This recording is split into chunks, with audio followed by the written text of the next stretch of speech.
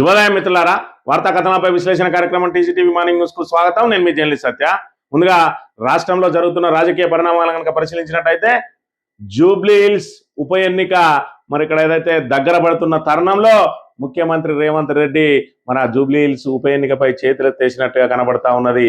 Jubilee hills ఉప ఎన్నికల్లో ఏం చేసినా గెలిచే అవకాశం లేదని చెప్పి ఆయనకు ఒక స్పష్టమైన అవగాహన వచ్చిందా అంటే ఖచ్చితంగా వచ్చిందనే చెప్పవచ్చు. నిన్నటి రోజున మరి ఏదైతే విలేకరులతోటి చిట్ చాట్ చేస్తున్న తరుణంలో జూబ్లీ హిల్స్ ఉప ఎన్నికను రెఫరెండంగా భావిస్తారా అని అంటే ఆ ప్రశ్నకు దాటవేసే ధోరణితో మాట్లాడింది తప్ప ఖచ్చితంగా నా పాలనకు రెఫరెండమే అని చెప్పి మరి ఇక్కడ బల్ల గుద్ది మరి ఒప్పుకోవాల్సిన ముఖ్యమంత్రి ఏ ఎన్నికైనా మాకు ప్రతిష్టాత్మకమే, గెలిచినా ఓడినా దాని నుంచి మేము మా పరిపాలనను ఏ విధంగా మరి మెరుగుపరచుకోవాలని చూస్తామని చెప్పి ఏదైతే చెప్పిండో దాంతో ఆయన గెలుపు మీద ఆశలు సన్నగిలినాయి అని చెప్పి మరి ఒకవైపు చెప్తా ఉండగా మరోవైపు చూసుకున్నట్టయితే జూబ్లీ హిల్స్ లో బీఆర్ఎస్ దూసుకుపోతా ఉన్నది. మరోవైపు ఏదైతే బీఆర్ఎస్ పార్టీకి ప్రజలు బ్రహ్మరథం పడతా ఉంటే కాంగ్రెస్ నాయకులు ఎక్కడికి వెళ్ళినా కూడా 6 గ్యారంటీల మీద పెన్షన్ రాలేదని, అదేవిధంగా ఏదైతే కళ్యాణ లక్ష్మిలో తులం బంగారం ఏది, షాదీ ముబారక్ లో తులం బంగారం ఏది, మీరు అది హైదరాబాద్ లో చేసిన అభివృద్ధి ఏది, ఇంకా కూడా గత ప్రభుత్వం మీద నిందలేసుకుంటూ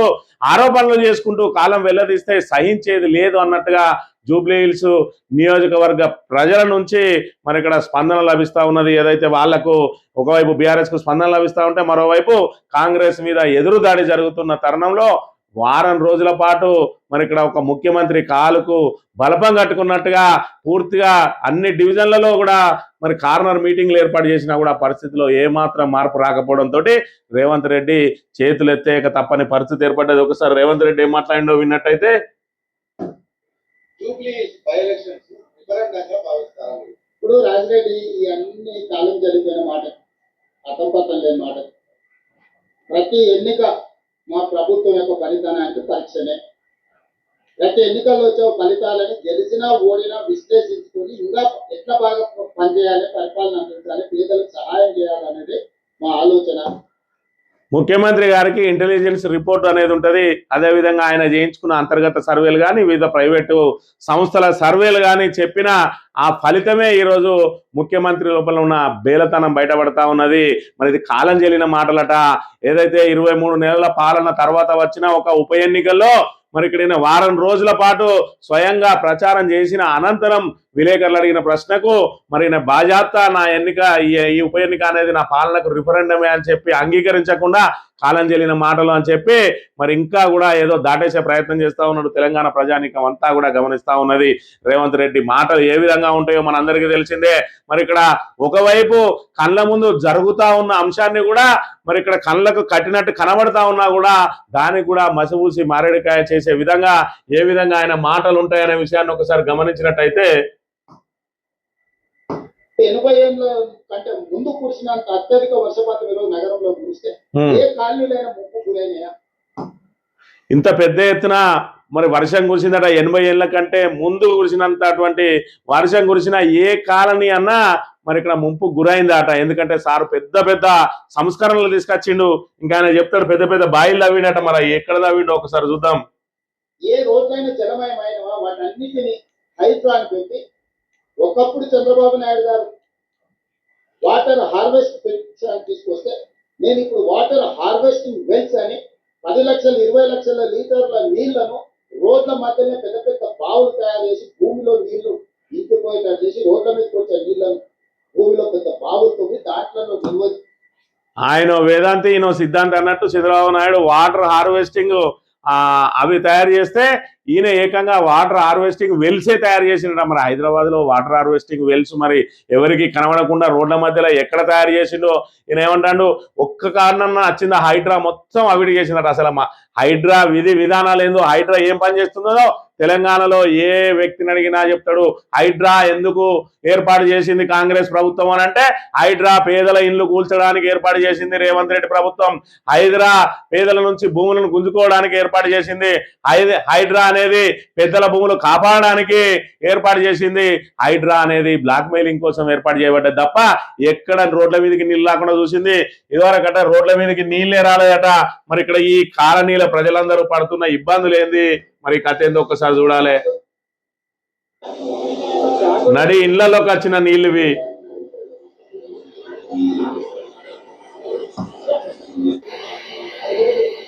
మరి ఇవన్నీ ఏనంగా వచ్చినాయి, ఇవన్నీ ఈ బైకులన్నీ ఎట్లా మునిగినాయి, ఇవన్నీ రోడ్ల మీదకి వచ్చిన నీళ్ళు కాదా? మరి ఏం చేస్తాను నేను హైడ్రా, ఏం చేస్తాను ఈయన? వాటర్ హార్వెస్టింగ్ వెల్స్ పెట్టిండట, ఇవేనా మరి?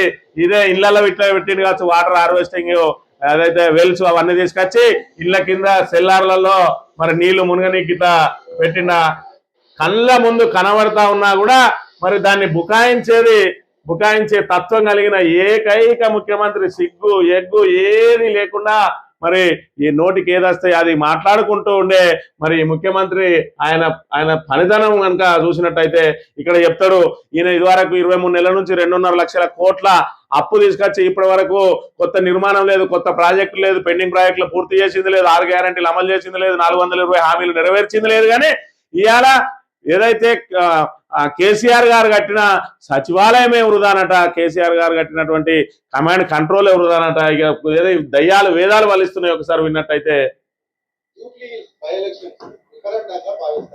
ఇప్పుడు ఒక 80 ఏళ్ళ కంటే ముందు కూర్చున్నంత అత్యధిక వర్షపాతం ప్రజలకు ఉపయోగం లేని ప్రయోజనం లేని కమాండ్ కంట్రోల్ రూమ్, సచివాలయం, ప్రగతి భవన్, కాళేశ్వరం చూపించి ఎంతకాలం ప్రజల్ని మభ్యపెడతారు? బీఆర్ఎస్ ప్రభుత్వం కమాండ్ కంట్రోల్ సెంటర్, కాళేశ్వరంను అదేవిధంగా సచివాలయాన్ని చూపించి ఇవాళ ఎంతకాలం ప్రజలు మభ్యపెడతారట. అది ఏమాత్రం ప్రజలకు ఉపయోగం లేదట. అంటే ఇవాళ ఒక గ్రామానికి గ్రామ పంచాయతీ భవనం అక్కర్లేదు, ఒక సంఘానికి సంబంధించిన భవనం అక్కర్లేదు.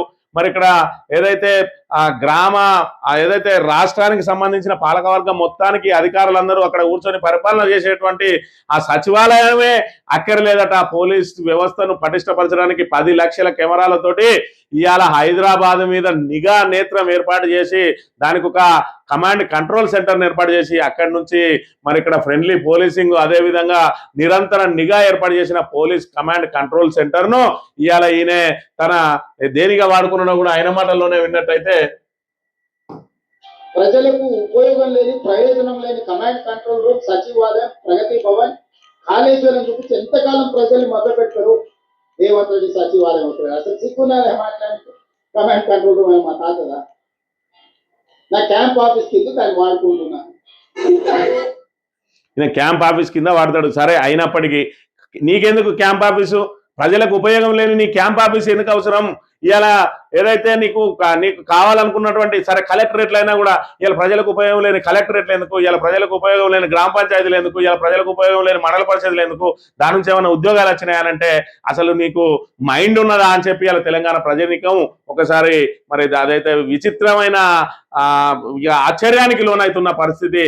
ఇవాళ పరిపాలన జరిగేటువంటి సచివాలయంలో అన్ని రకాల సౌకర్యాలు, అన్ని రకాల ఆఫీసులు అన్నింటినీ కూడా ఒక్కచోట చేర్చి ఇలా సచివాలయాన్ని ఏర్పాటు చేసి 33 జిల్లాలలో మరి ఇక్కడ కలెక్టరేట్లు ఏర్పాటు చేసి మరి జిల్లాకు సంబంధించిన అన్ని ప్రధాన శాఖల కార్యాలయాలన్నింటినీ కూడా ఒక్కచోట చేర్చి ప్రజలకు పరిపాలన సౌలభ్యం లభించడం కోసం ఇన్ఫ్రాస్ట్రక్చర్ డెవలప్ చేస్తే దాంతో ప్రజలకు ఏం ఉపయోగం అంటా ఉన్నాడు అంటే మరి 23 నెలలలో మరి రేవంత్ రెడ్డి వచ్చి పీకింది ఏంది ప్రజలకు ఉపయోగపడ్డది ఏందో ఒకసారి చెప్పాలి. అంటే 3 లక్షల కోట్ల మరి ఇక్కడ పెట్టుబడులు తీసుకొచ్చిన అంటాడు. అది మరి పెట్టుబడులు ఎక్కడ తీసుకొచ్చిందో శ్రీధర్ బాబుకును రేవంత్ రెడ్డికి తప్ప మరి సామాన్య ప్రజానీకానికి మాత్రం తెలియదు.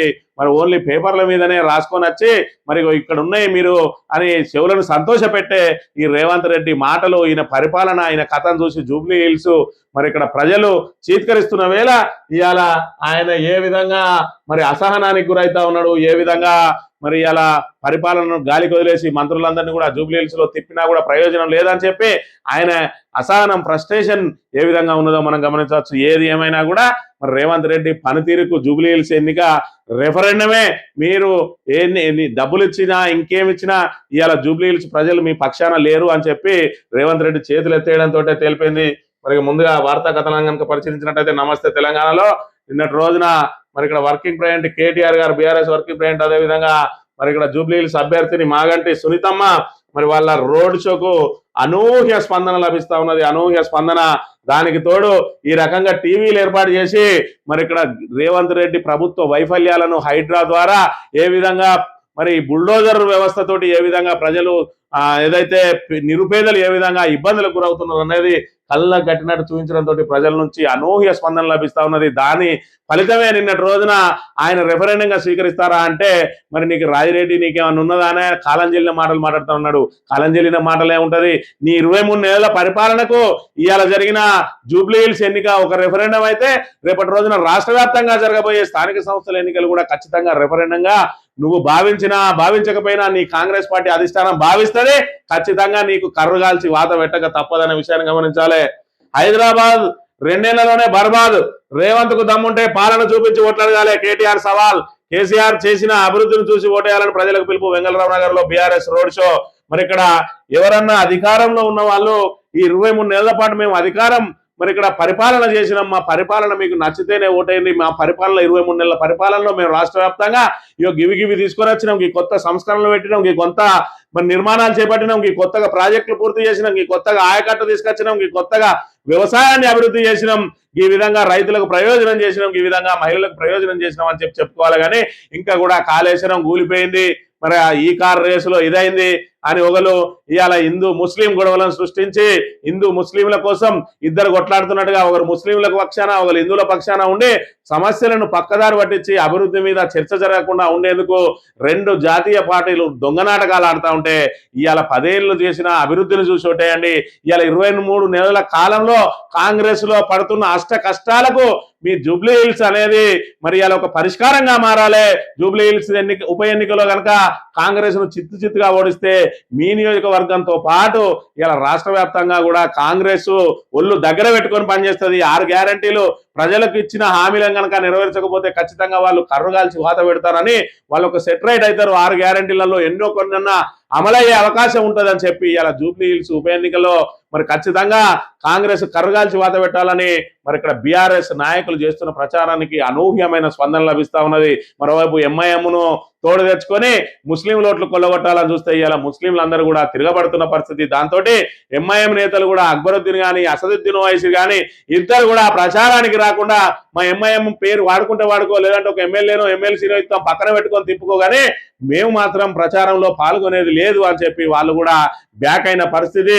ఇలా ఏదో మరి ఇక్కడ తప్పనిసరి పరిస్థితులలో మద్దతు ఇస్తున్నారు తప్ప ఖచ్చితంగా వాళ్ళు కూడా ముస్లిం సమాజానికి మీరు కాంగ్రెస్ కే ఓటేయని చెప్తే ఎంఐఎం కూడా దూరం అయ్యే ప్రమాదం ఉన్నదని చెప్పి వాళ్ళు అంటి ముట్టనట్టుగా వ్యవహరిస్తున్న పరిస్థితిని మనం ఇక్కడ చూడవచ్చు. కాంగ్రెస్ ఓటమి ఖాయం, ఒప్పుకున్న సీఎం. జూబ్లీ హిల్స్ తీర్పు రెఫరెండం కాదు, రేవంత్ పలాయనవాదం.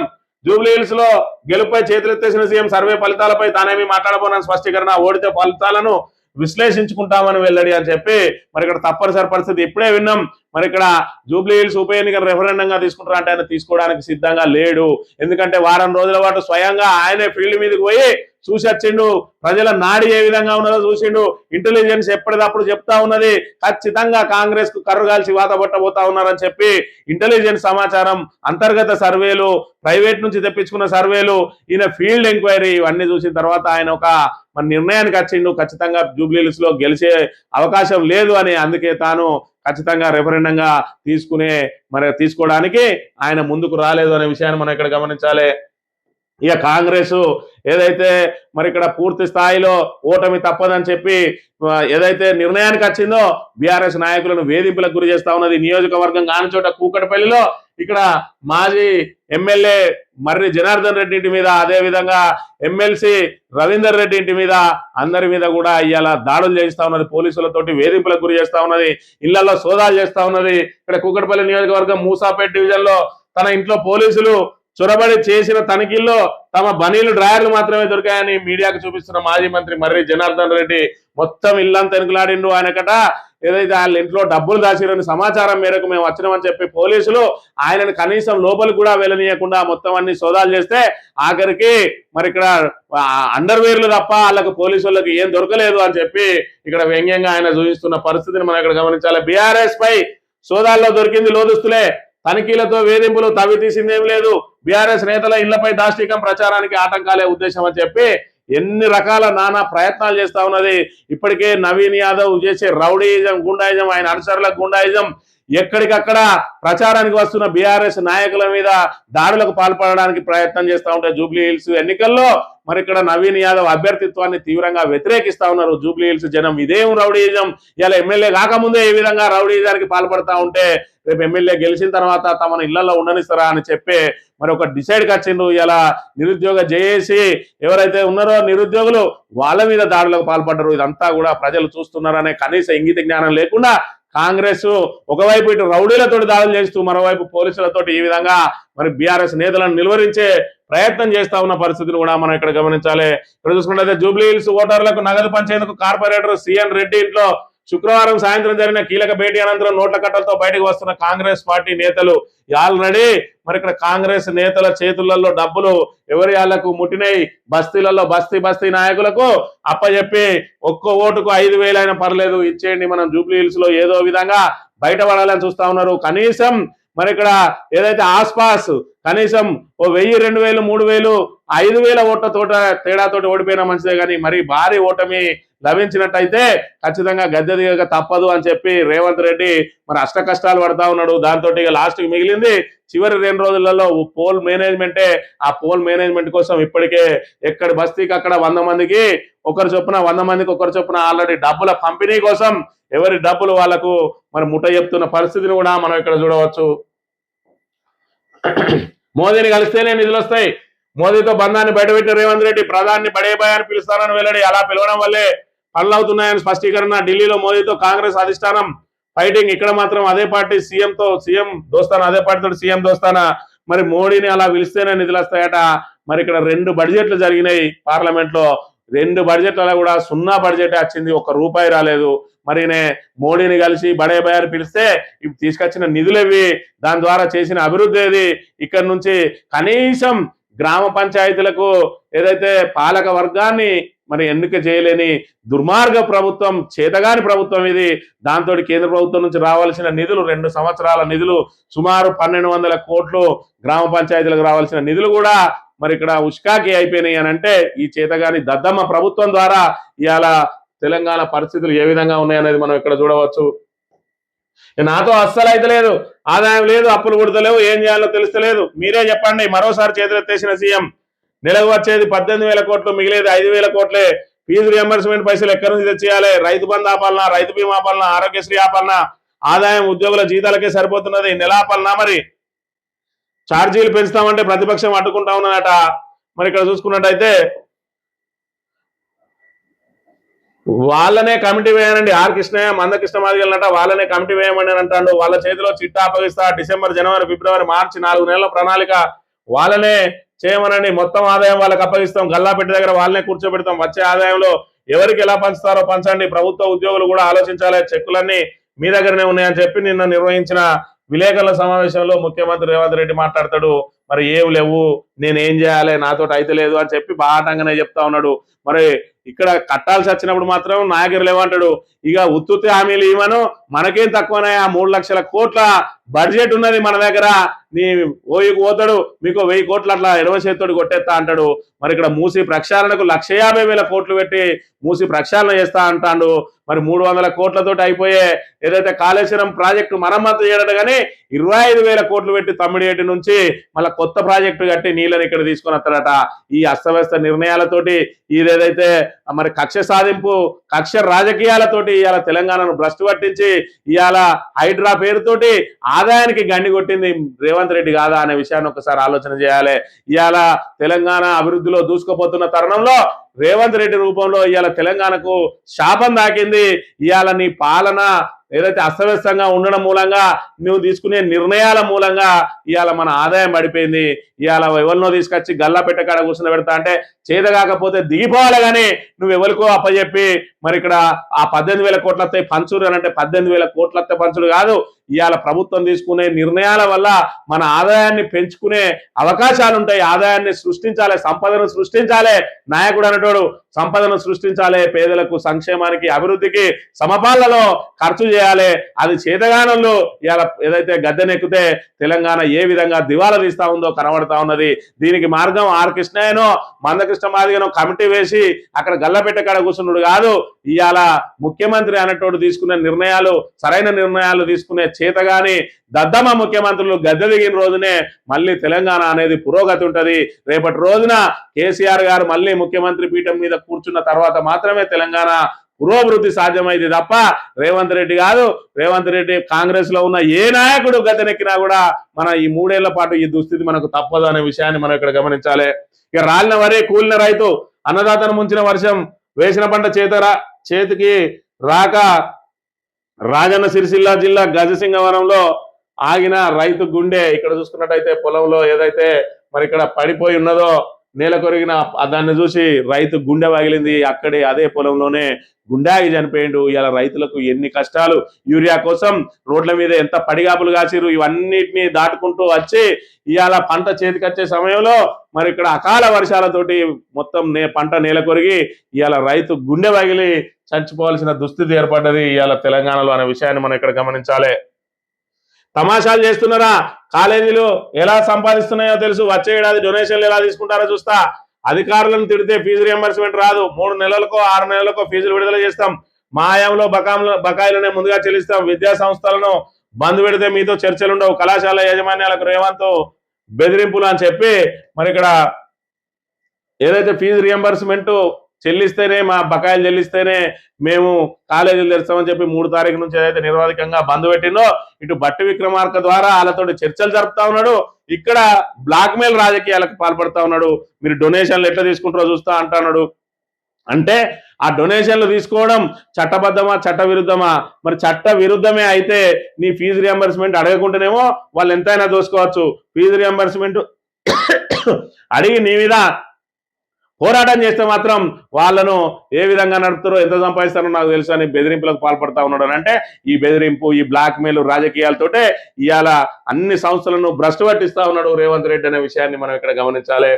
సాక్షి దినపత్రిక విషయానికి వస్తే కేటీఆర్ కిషన్ రెడ్డి బ్యాడ్ బ్రదర్స్ హైదరాబాద్ అభివృద్ధిని అడ్డుకుంటుంది. ఆ ఇద్దరే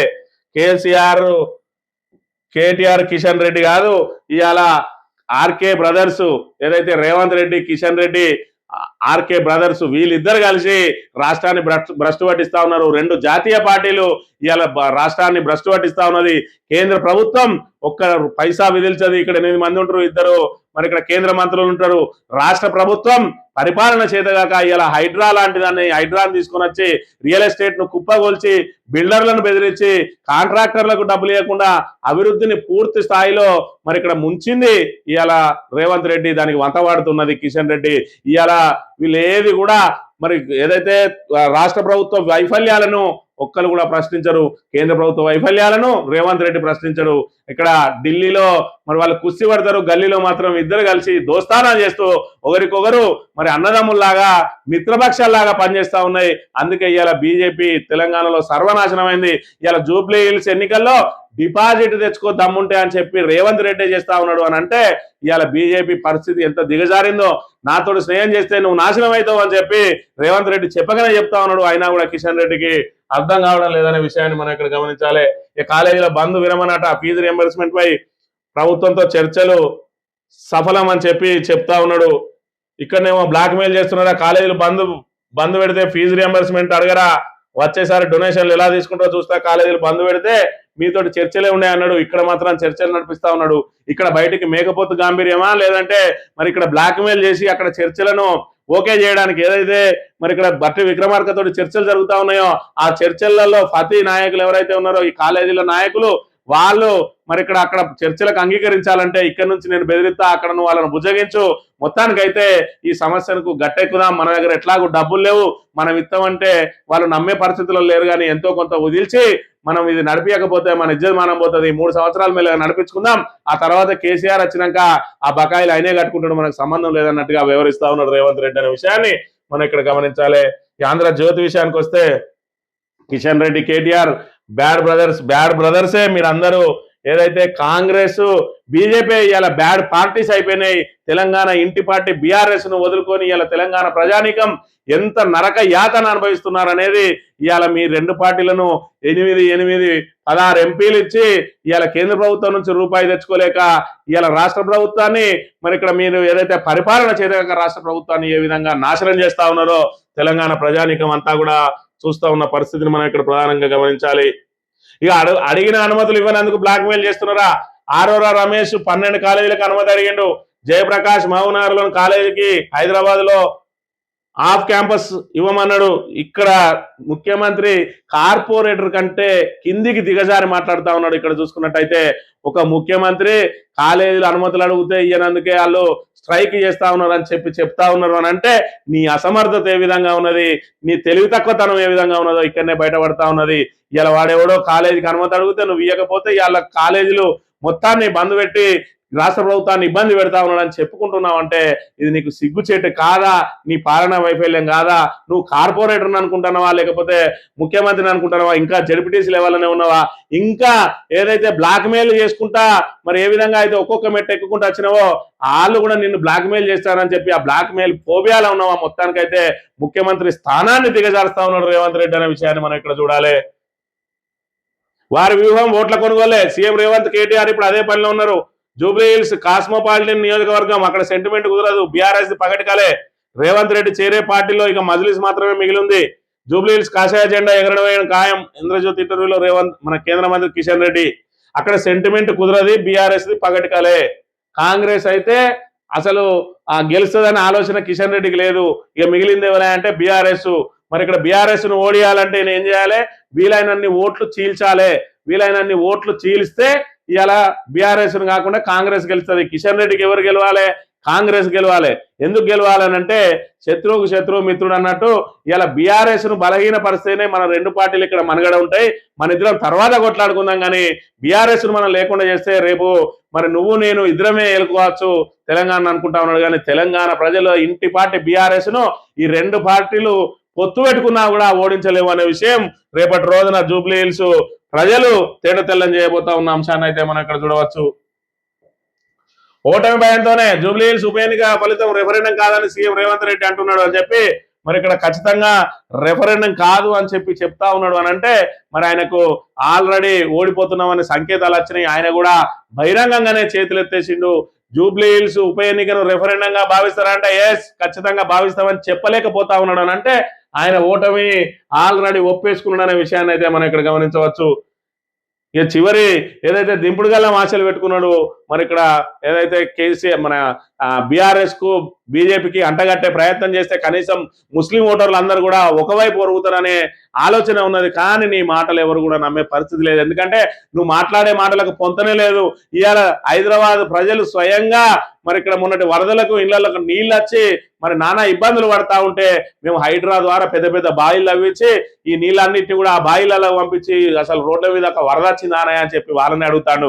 ఎవరైతే వరదలతోటి ఇబ్బందులు పడరో వాళ్ళనే ఒక వరద వచ్చిందా అని అడుగుతా ఉన్నావు అని అంటే మరి నీ ఏదైతే చెప్పటోనికి ఇనటోళ్ళకు అని చెప్పి మరి పెట్టిపోయినమ్మా ఏమో చేసింది అన్నట్టు ఈయన మొత్తం ఒక్క పైసా పని చేయకుండా కేవలం నోటి మాటలతోటే బతకచ్చు అని చెప్పి ఏదైతే ఈయన ఆలోచన ఉన్నదో ఖచ్చితంగా ప్రజలు కూడా నిన్ను నోటితోటి తిరిగితే సరిపోదుగా, ఖచ్చితంగా ఓటుతోటే నిన్ను దెబ్బ కొట్టాలని జూబ్లీ హిల్స్ ఉప ఎన్నికను పావుగా వాడుకోబోతా ఉన్నారు ప్రజలు.